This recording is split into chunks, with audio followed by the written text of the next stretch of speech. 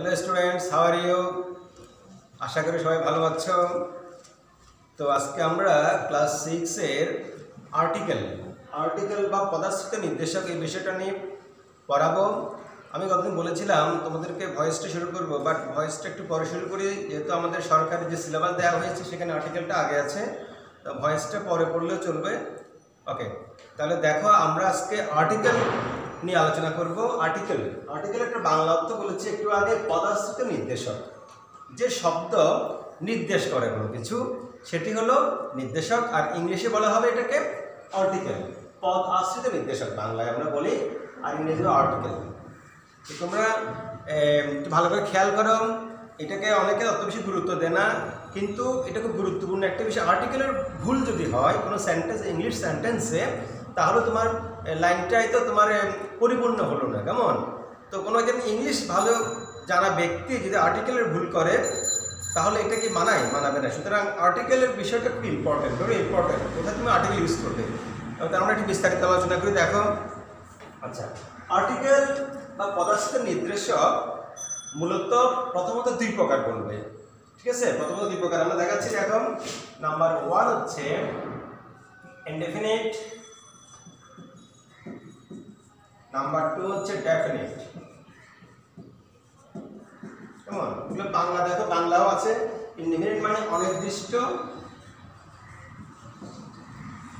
কেমন? আর ডি মানে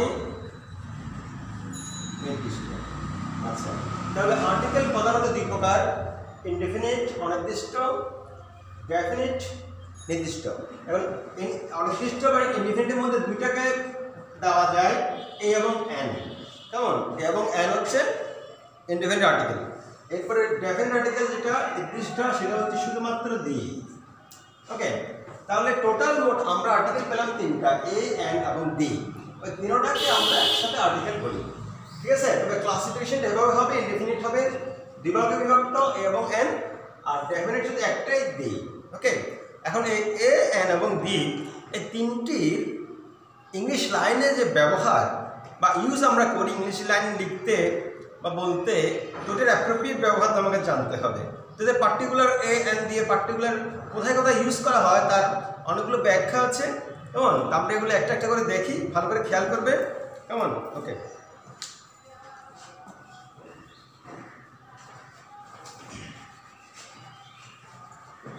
আচ্ছা, প্রথমে আমরা দেখি এ এর ব্যবহার। কেমন? তাহলে এই আর্টিকেলটি আমরা ইংলিশ লাইনে কোথায় ইউজ করবো খুব ভালো করে খেয়াল করে ব্যবহারগুলো। আচ্ছা, তো প্রথমে আমরা দেখাতে পারি যে রুল 1 দিয়ে করতে পারি যে এই আর্টিকেলটি ব্যবহার করা হবে অনির্দিষ্ট একজন ব্যক্তি বা বস্তুকে বোঝাতে। যেমন ইংলিশ লাইন এক্সাম্পল দেখো, হি ইজ এ টিচার। কেমন? দেখো, হি ইজ এ টিচার, তাহলে অনির্দিষ্ট, ঠিক আছে? তাহলে নির্দিষ্ট করে বলছে না, একজন সামান্য সাধারণ টিচারকে বোঝাচ্ছে a teacher, he is A she is a dancer, ওরকম। আচ্ছা, তো সেখানে আরেকটা বিষয় আছে যে যদি তোমার এই যে নাউনটার আগে যদি কনসোনেন্ট থাকে, এই কনসোনেন্ট থাকলে তার আগে সাধারণত এ ইউজ করা হয়। কনসোনেন্ট যদি থাকে কোনো নাউনের পূর্বে, ওই কনসোনেন্ট শব্দটি থাকলে তাহলে সেখানে এ ইউজ করা হয়। ওকে, এরকম আরেকটা এক্সাম্পল দেখতে পারো, যেমন she works in a, কেমন? তাহলে she works in a restaurant। দেখো, এখানে কিন্তু একটি অনির্দিষ্ট রেস্টুরেন্টকে বোঝাচ্ছে, একটি রেস্টুরেন্টে কাজ করে। তাহলে আর এই যে কনসোনেন্ট ওয়ার্ডটা, এই নাউন শব্দটা, প্রথমকে কনসোনেন্ট, এর আগে আর আছে। কেমন? কনসোনেন্ট তো তোমরা চিনো ভালো করে, তাই জন্য সেখানে সাধারণত আমরা এই আর্টিকেল ইউজ করব। ওকে, তাহলে তো প্রথমটা রুল বোঝা গেল। কেমন? অনির্দিষ্ট বোঝাবে এবং সেই সাথে কি, নাউনটা অনির্দিষ্ট বোঝাবে এবং সেই সাথে তার প্রথম অক্ষর হবে কনসোনেন্ট, তাহলে সেখানে আমরা এ ইউজ করব। ওকে, এবার দেখো নাম্বার 2 ব্যবহার। নাম্বার 2 রুল দেখো, যদি যদি এইচ এর উচ্চারণ, এই যে এইচ দেখতে পাচ্ছ, এই কনসোনেন্টটা এটা কিন্তু কনসোনেন্ট, হ্যাঁ, এই এইচ উচ্চারণ যদি এইচ এর দুইটা শ্রেণীবিভাগ পাবে তোমরা ব্যবহার, একটা হলো এন এর মধ্যে চলে যাবে, আরটা হলো এ এর মধ্যে আসবে। সেটাই ডিফারেন্সটা তৈরি করে। যখন সাধারণত বলেছে এইচ তো কনসোনেন্ট, কনসোনেন্টের আগে কিন্তু কি এ বসে, কিন্তু আবার অনেক সময় এইচ থাকলে এনও বসে, এটা আমি একটু পরে এন এর ব্যবহারে দেখাবো। তো এইচ থাকলে কখন এ বসে একটু দেখো, যদি এইচ অনুচ্চারিত না হয়ে উচ্চারিত হয়, এইচ যদি উচ্চারিত হয় তখন এ বসে। যেমন মনে করো দিস এ হিস্টোরিয়ান, হিস্টোরিয়ান মানে হচ্ছে ঐতিহাসিক, ইতিহাসবিদ, তাহলে তিনি একজন ঐতিহাসিক, ঠিক আছে, ওকে। অথবা আরেকটা লাইন দেখো, this is a hotel, hotel, H এর যদি উচ্চারিত হয়, এখানে এস উচ্চারণ হচ্ছে, মানে এসটা আমার মুখ দিয়ে স্পেলিং এ আসছে, কেমন প্রোনাউন্সিয়েশনে এসটা আসছে, this is a hotel, hotel, H, hotel, historian, okay. কিন্তু এস যদি অনুচ্চারিত হয় তাহলে তাহলে ওখানে আমরা অ্যান ইউজ করবো। যেমন মনে করো অনার বা আওয়ার দিলাম, আওয়ার, ঘন্টা, হ্যাঁ, এখানে ভালো করে খেয়াল করো, এইচ এখানে কনসোনেন্ট আছে, বাট এস কিন্তু এই এসটা কিন্তু এখানে উচ্চারিত হচ্ছে না। আমরা আওয়ার, এসকে বাদ দিয়ে আওয়ার থেকে উচ্চারণ করি, আমরা হাওয়ার বলি না, হাওয়ার বলি না, কি বলি hour, H O U R hour, honour, H O N O U R, আরটা দেখো অনারকে H O N O U R, হ্যাঁ, ঘরটা কি অনার, অনার, তাহলে এসটা কিন্তু এখানে কাটা যায়, এটার মধ্যে এসটা কাটা যায়, অনার ও থেকে শুরু হয়, তাহলে যেখানে এইচ উচ্চারিত হবে না সেখানে অ্যান ইউজ করবে, আর যেখানে উচ্চারিত হবে সেখানে কি ইউজ করবে, এ ইউজ করবে। তো এটা আমি আবার এর ব্যবহার আবার দেখাবো, ওকে। তাহলে আবার তোমরা রুল 2 তে বুঝে নাও যে এস এর উচ্চারণ যদি হয় কোনো নাউনে তাহলে সেখানে এ বসবে, ওকে। এবার চলে আসে রুল 3 তে। রুল 3 দেখো, আচ্ছা, ই, খেয়াল করো, ই একটি ভাওয়েল তোমরা জানো, তাহলে ই এর উচ্চারণ, ই এর উচ্চারণ যদি ইউ এর মতো হয়, ইউ, ইউ এর মতো হয় তখন এই বসে। তো আমরা জানি সাধারণত ই হচ্ছে ভাওয়েল, ই যেহেতু ভাওয়েল তার আগে সাধারণত এন হওয়ার কথা, বাট ই যুক্ত কোনো নাউনের উচ্চারণ যদি ইউ এর মতো হয় তখন সেখানে কিন্তু এ দিতে হবে। কিরকম দেখো, যেমন this is A UE, UE, খেয়াল করো এই ওয়ার্ডটা ই ডব্লিউ ই, কেমন র্যাম ইউই, ই মানে ভেরি, ভেরার স্ত্রীলিঙ্গ, তাহলে এখানে এটা ইউ উচ্চারণ, মানে এটা ইউ উচ্চারণ হচ্ছে, কেমন, তাহলে দিস ইজ এ ইউই, তাহলে সেটা তুমি দেখতে পাচ্ছ ই কিন্তু দেখা যাচ্ছে স্পষ্ট একটা ভাওয়েল, বাট যদিও ভাওয়েল কিন্তু এটার উচ্চারণটা কিন্তু এই ওয়ার্ড উচ্চারণ করতে গিয়ে আমি ইউটা আনছি স্পেলিংয়ে, তাহলে সরি প্রোনাউন্সিয়েশনে, তাহলে ইউই, তাহলে সেখানে সেসব ক্ষেত্রে এ দিতে হবে, এন ইউজ করা হবে না, ওকে। তাহলে তুমি ই এর বিশেষ ব্যবহারটা তুমি দেখলে, হ্যাঁ, ই উচ্চারণ যদি ইউর মতো আসে এরকম তখন এই জাতীয় সব শব্দে এ বসবে, সেখানে এন বসবে না, কেমন। এরপর চলে আসো 4 নম্বরে এর ব্যবহার,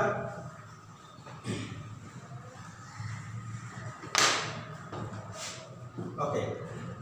আচ্ছা, ইউ যে ইউর উচ্চারণ যদি আমরা কোনো ইংলিশ ওয়ার্ড উচ্চারণ করার সময় যদি ইউর উচ্চারণ যদি ইউর মতো আসে তখন সেখানে এ বসে। আচ্ছা, ইউ এর উচ্চারণ যদি ইউ এর মতো হয় তার মানে ইউ, এই বাংলাটা দেখো ইউ, ইউর উচ্চারণ ইউর মতো হতে হবে, আ হবে না, তখন সেখানে এ বসবে। তখন এ বসে, যেমন মনে করো he is a university student, okay. খেয়াল করো, he is a university student, তাহলে এখানে আমরা দেখতে পাচ্ছি স্পষ্ট ইউ একটা ভাওয়েল, কিন্তু তারপরও এই জায়গায় ইউনিভার্সিটি উচ্চারণ করতে গিয়ে ইউর উচ্চারণ কিন্তু ইউর মতো হয়, কোনো অদল বদল চেঞ্জ নাই। তাহলে এই জাতীয় শব্দগুলোর আগে তোমাকে ভাওয়েল দিতে এ ইউজ করতে হবে আর্টিকেল, কেমন ভাওয়েল হওয়া সত্ত্বেও। তাহলে ইউর উচ্চারণ, এই ইউটার উচ্চারণ কি হলো ইউ এর মতো হলো, কেমন।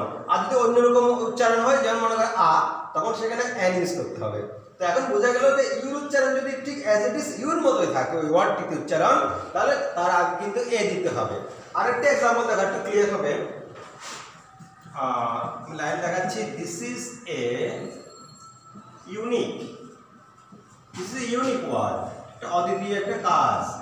ইউনিক, ইউনিক ওয়ার্ড, ইউনিক মানে অদ্বিতীয় ওয়ার্ড, মানে ইউর উচ্চারণ এখানেও ইউর মতো হচ্ছে, তাই জন্য আমরা এখানে কি দিয়েছি এ। ওকে, ইউনিক, ইউর উচ্চারণ ইউর মতোই হয়েছে, কোনো চেঞ্জ হবে না। তো সেখানে কি হবে, এ হবে, যদিও ইউটা একটা ভাওয়েল, ইউটা একটা ভাওয়েল, বুঝে গেছে তো। ভালো করে খেয়াল করতে হবে, কোথায় ইউ থাকলেও সেখানে এ হবে। বুঝে, এই ধরনের সব ওয়ার্ডে এই ধরনের উচ্চারণ যদি হয় ইউ ইউর মতো, তখন তুমি এ ইউজ করবে। এবার চলে আসো রুল 5, কোথায় আবার এই বসবে, কেমন।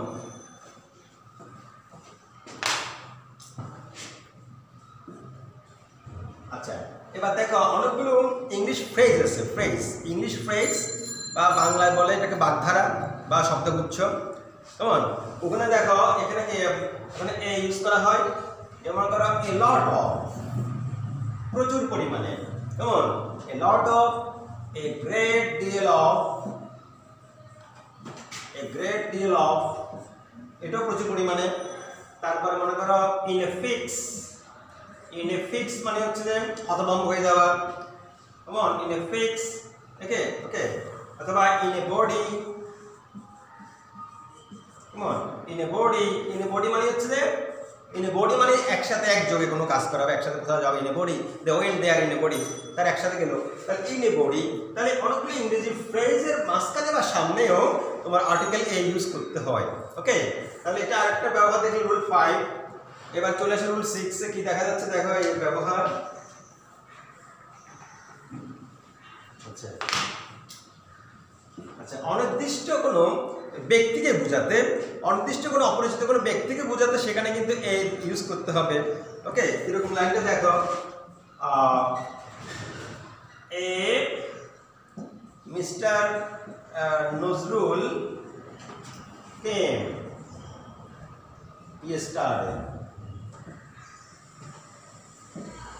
ওকে, এই মিস্টার নজরুল, তাহলে এ মিস্টার নজরুল, তাহলে আমি ওই মিস্টার নজরুলকে চিনি না, কিন্তু একজন নজরুল সাহেব এসেছিলেন গতকালকে। ওকে, তাহলে এই মিস্টার নজরুল কেম yesterday, তাহলে কোনো অপরিচিত ব্যক্তিকে ইন্ডিকেট বা নির্দেশ করাতে গেলে সেখানে তোমাকে আর্টিকেল এ ইউজ করতে হবে তার আগে। ওকে, এটা এর একটা আরেকটি ব্যবহার তোমরা দেখলেন।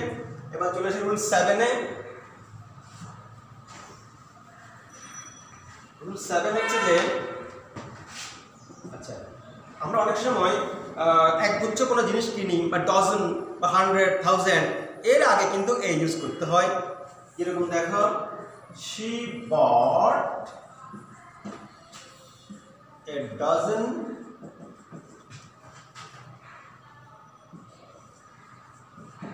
তাহলে দেখো তিনি কিনলেন 1 ডজন ডিম, তাহলে এ ডজন বলতে 12টা বোঝায়, তাহলে এখানে ডজনের আগে এ ইউজ করতে হবে। এরকম আরো আছে, যেমন করে স্কোর, একটু আগে বললাম 100, 1000,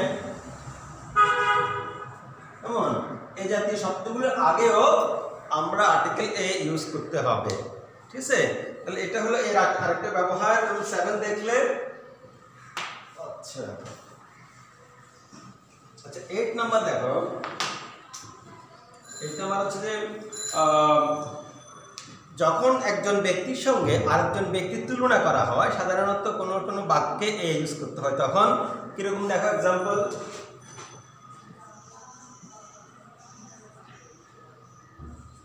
You are a Nazrul, I see. You are a Nazrul, I see. এখন তোমাকে আমাদের কাজী নজরুল ইসলামের সঙ্গে তুলনা করা হচ্ছে। You are a Nazrul, I see. তাহলে You are a Nazrul, তাহলে ইউর সঙ্গে নজরুলের কম্পেয়ার করা হচ্ছে। অথবা আরেকটা লাইন দেখো, you are a Shelley, you are a Shelley of Bangladesh. দেখো ইউর সঙ্গে শেলি, শেলি হচ্ছে একজন ইংলিশ বিখ্যাত ইংল্যান্ডের কবি, বিদ্রোহী, আমাদের কাজী নজরুল ইসলামের মতো উনি ইংল্যান্ডের বিদ্রোহী কবি। তো যাই হোক, পিবি শেলি, পুরো নাম হচ্ছে পিবি শেলি, পার্সি বেসের শেলি। তো যাই তোমাকে শেলির সাথে তুলনা করা হচ্ছে, কেমন? আর এখানে তোমাকে নজরুল ইসলামের সাথে তুলনা করা হচ্ছে, কাজী নজরুল ইসলামের সাথে। তাহলে এই যে তুলনা বোঝাচ্ছে, পরবর্তী রাউন্ডের আগে সেখানে আগে এ ইউজ করতে হবে, এটা এর একটা বিশেষ ব্যবহার, কেমন? যাই তোমরা দেখতে পেলে এর অনেকগুলো ব্যবহার। তো আরও কিছু ব্যবহার আছে, এগুলো বইয়ের মধ্যে পড়তে পড়তে মোটামুটি আমরা ছোটোখাটো পাবো। আচ্ছা, এরপরে চলে আসছি আমি অ্যান এর ব্যবহার। দেখো অ্যান, অ্যান এর ব্যবহারগুলো দেখো, অ্যান এর ব্যবহার। আচ্ছা, অ্যান, তো প্রথম রুল যেটা দেওয়া যায় অ্যান এর ব্যবহারে, যে ভাওয়াল, কোনো নাউনের প্রথম অক্ষরটা যদি ভাওয়াল হয় তখন সেখানে ওই নাউনটির পূর্বে অ্যান ইউজ করতে হবে, কেমন? এক্সাম্পল দেখো, রুল 1, যেমন মনে করো শি ইটস অ্যান অ্যাপেল। দেখো অ্যাপেল, এই নাউনটা অ্যাপেল বা আপেল, বাংলা আপেল বলে ইংলিশে অ্যাপেল, তাহলে এটার প্রথম অক্ষরটা কি?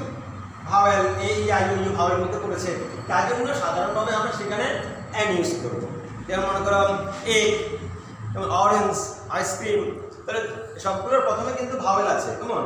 তো এদের পূর্বে অ্যান ইউজ করতে হবে যদি প্রথম অক্ষর, সাধারণত নাউনের প্রথম অক্ষর যদি ভাওয়েল থাকে। ওকে, তো আরেকটা ওয়ার্ড দেখো, আইসক্রিম।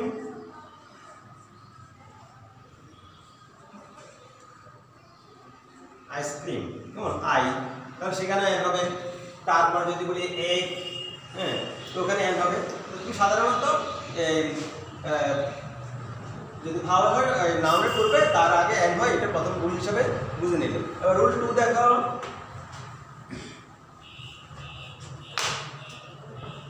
হ্যাঁ, রুল 2 হচ্ছে অ্যানের ব্যবহারে যদি অনেকগুলো অ্যাব্রিভিয়েশন ওয়ার্ড আছে, সংক্ষিপ্ত শব্দ, ও শব্দগুলোর প্রথম অক্ষর উচ্চারণে যদি প্রোনাউন্সিয়েশনে যদি ভাওয়েল চলে আসে, কনসোনেন্ট থাকার পরেও ভাওয়েল চলে আসে উচ্চারণে, তখন সেখানে অ্যান দিতে হবে।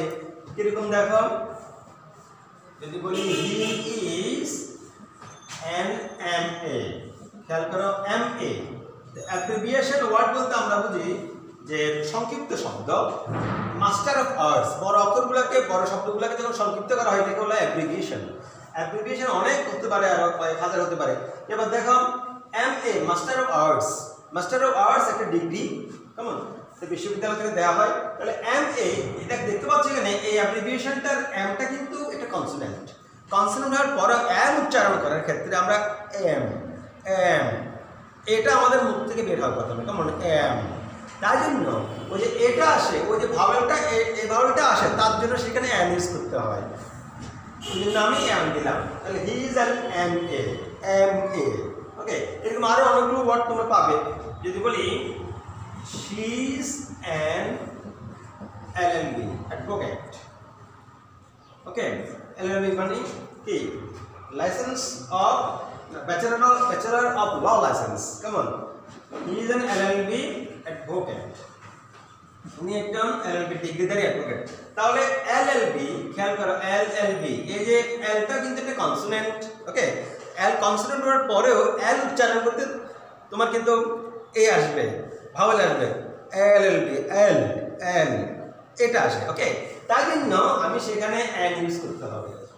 বুঝা গেছে তো না? তাহলে অ্যাব্রিভিয়েশন ওয়ার্ডগুলোর প্রথম অক্ষর উচ্চারণ করার ক্ষেত্রে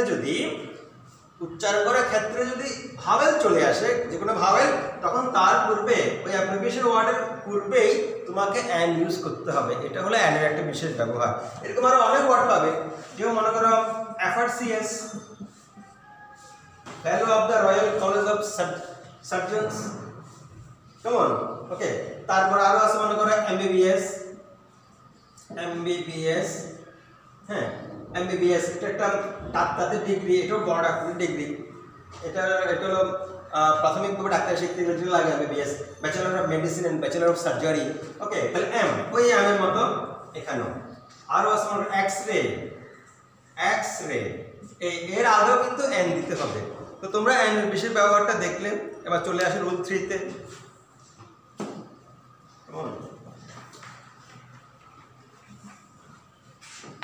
রুল 3 দেখো।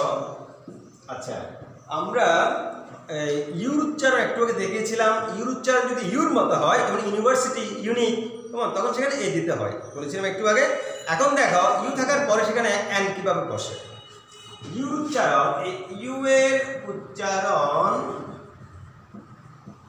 যদি ইউর উচ্চারণ যদি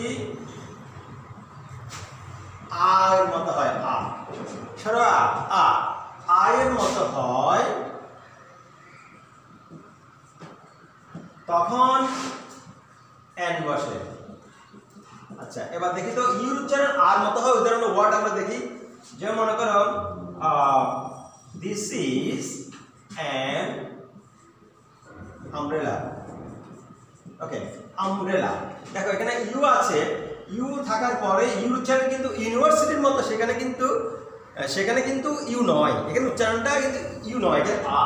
আমব্রেলার উচ্চারণটাতে প্রথমে দেখতে পাচ্ছ আমব্রেলা, আ আসে, ওই কারণে সেখানে এন দিতে হবে।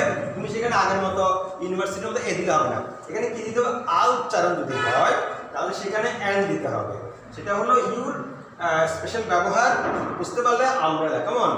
তো যাই হোক, এটা খেয়াল রাখতে হবে, এই জাতীয় যতগুলো শব্দ আছে ইউর উচ্চারণ আয়ের মতো আসলে সেখানে ওই নাউনের আগে অ্যান আর্টিকেল ব্যবহার করতে হবে। ওকে, এবার চলে আসো 4 নম্বর ব্যবহার। 4 নম্বর ব্যবহার দেখো, 4 নম্বর ব্যবহার দেখো। আচ্ছা, এবার দেখি আমরা 4 নম্বর এইচ ব্যাপারে দেখি। এইচ একটু বলেছিলাম যে এইচ একটি কনসোনেন্ট, কিন্তু কনসোনেন্টের উচ্চারণ যদি উচ্চারিত, একটু কি বলেছে এ যখন দেখেছিলাম, এইচের উচ্চারণ যদি না হয়, হ্যাঁ না হয়, তাহলে কিন্তু সেখানে এ হবে, আর যদি না হয় তখন সেখানে অনুচ্চারিত থাকে, সেখানে এন হবে। এইচের উচ্চারণ না হলে, অর্থাৎ অনুচ্চারিত হলে, অনুচ্চারিত হলে তখন এন হয়। আচ্ছা, একটা উদাহরণ দিয়ে শেষ করে দেখো। যেমন মনে করো হি ইজ অ্যান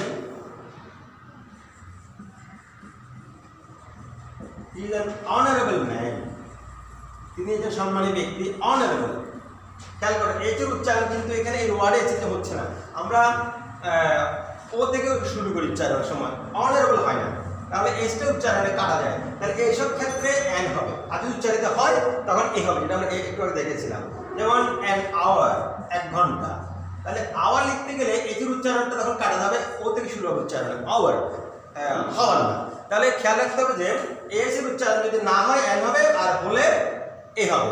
যাই হোক, এই 4টাই হলো এন এর ব্যবহার।